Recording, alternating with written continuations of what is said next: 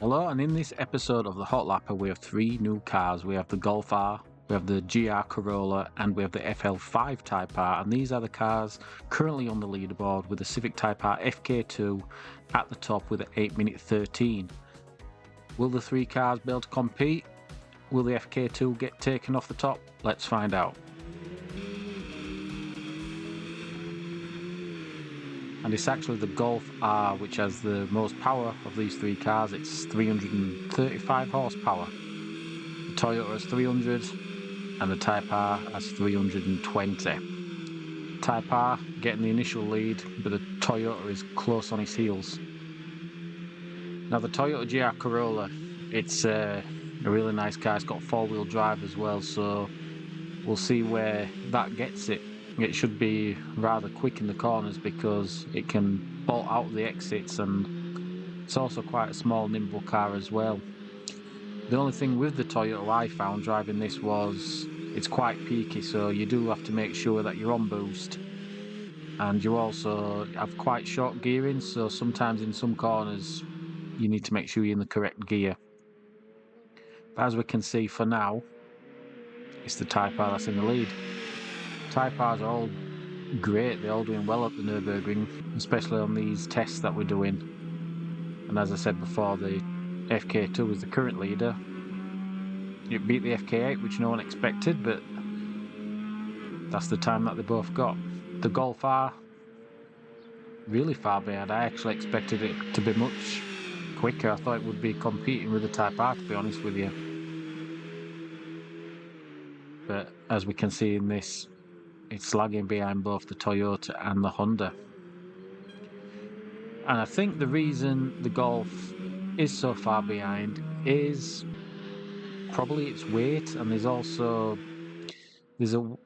weird way it handles. For some reason, where the Type R is just so direct and it seems to do exactly what you want, it's almost telepathic. The Golf R is completely opposite. You need to drive it, but you've got to be predicting how it'll be behaving further along down the road. If you take a corner, you need to approach that corner already thinking about what it'll be doing at the exit, because it just seems its back end just wants to seem to come out, and also the back end just doesn't want to come out during the corner or after the corner. It wants to come out before the corner, which is weird. So I found the Golf R really tricky to drive, and like I said, the Type R is completely opposite. The Type R it's really telepathic.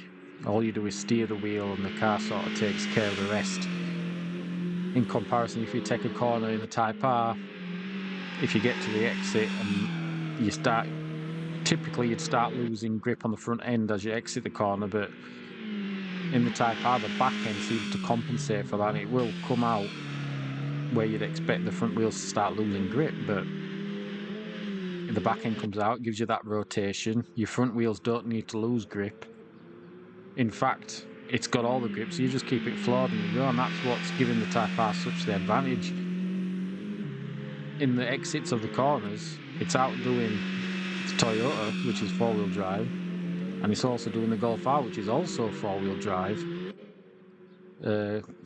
Completely backwards. You'd think that the front-wheel drive would be struggling in terms of drivetrain set-out, and now as you can see, it's rocketing ahead, and it's such a pleasure to drive. The Toyota, again, it's a pleasure to drive. You do have to keep in mind that turbocharger, it's very peaky. You need to make sure your revs are quite high. If you fall out of that, then you're losing time, basically. The Type R has torque at all times. It's almost as if it's not a turbocharged car at all. It's almost as if it's a rear-wheel drive car. It's really cutting edges, the Type R, and that's why it feels so much at home at the Nürburgring, or any racetrack really, although I've only tested it at the Nürburgring at this point. But it's really easy just to plough in them times. You can go lap after lap. You don't seem to have no accidents because it's just so straightforward to drive. And the Toyota as well, really nice cars to drive. The Golf, I wasn't vibing with it. And maybe that's why it didn't get the lap time I thought it would get. Maybe it's me that wasn't vibing with it. But with that said, that's part of the character's. That's part of the car's character. It should be able to give you that performance without you having to fight with it. All sports cars, yeah, they should be a little bit more tricky to drive, but it shouldn't try to completely. It shouldn't try and make the job difficult for you. It should sort of vibe with you, and that's what it's all about. The Type R does that. The Toyota does that. The Golf didn't. Now the Toyota is down on power. It's only got 300 brake horsepower, and I think it's only a 3-cylinder engine as well, so it's doing a lot for what it's got. To have a 3-cylinder engine pumping out 300 horsepower, that's a feat in itself. But where I would say the Type R is like a racer, it feels like a track car. The Toyota Corolla feels more like a rally car. It feels like you can fling it, get it sideways, almost makes you feel like you want to get a handbrake and start drifting around the corners. The Type R, you don't feel like you ever want to drift around the corners. It's all racing lines, being smooth, and taking as much speed through the corners as you can. And that's why I love the Type R.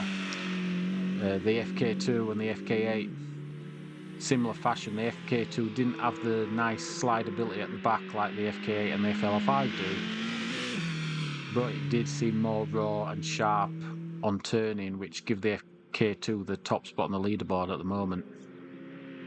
But this FL5, it seems even more planted and even more focused than, definitely more than the FK8. It's just as it moved the game on long enough to take the FK2 off the top spot of the leaderboard. And at the moment, it's beating Toyota, it's beating the Golf, so it might just take the FK2 off the leaderboard, which is quite interesting. And the lap is almost over now, and it's pulled quite a gain from the other two cars. From this shot now, you can't see the Toyota, you definitely can't see the Golf. The Golf is really struggling. Now maybe on the road, the Golf might be a nicer drive. It feels like its suspension is too soft. It leaned a bit. Like I said, its back end, it leaned too much and it sort of took its weight with it. So it was kind of like a pendulum. When you're going through the corners, it's sort of swinging its back end. And that's really not what you want. It doesn't give a lot of confidence. It doesn't give a lot of confidence, doesn't the GolfR? Its engine though was spot on. It sounds and it feels responsive. It sounds great. And like I said earlier on, it's got more power than both these cars. So you would have thought, especially down this straight here, that it would have been gaining some time back, but the Type R and the Toyota are both just too far ahead. And just look at the Type R, it just slices through the corners. The back end just kind of sliding along, a little bit of smoke from back tyres, but it's never out of control. That's what it's wanting to do, it's what it was designed to do, and it's just a greatly engineered car. And the Toyota finishes, and the Golf, it's coming along through the last couple of corners. Again, just looking a bit lardy, nose diving under braking, but it does get the job done. Let's go over to the Hotlapper studio and see what times they got. So we have the FK2 to be at 8 minute 13, and in current third place is the Volkswagen GolfR with an 8 minute 21. The Corolla got second place with an 8 minute 11, and the Honda Civic Type R did indeed take the first spot at 8 minute and 3 seconds. We have a new champion, the Civic Type R, and if you do want to subscribe, you'll get your name on the leaderboard, as you can see here. And until the next episode, comment, let me know what you think we should race, or even post your own lap times and let me see what you can get. Until next time.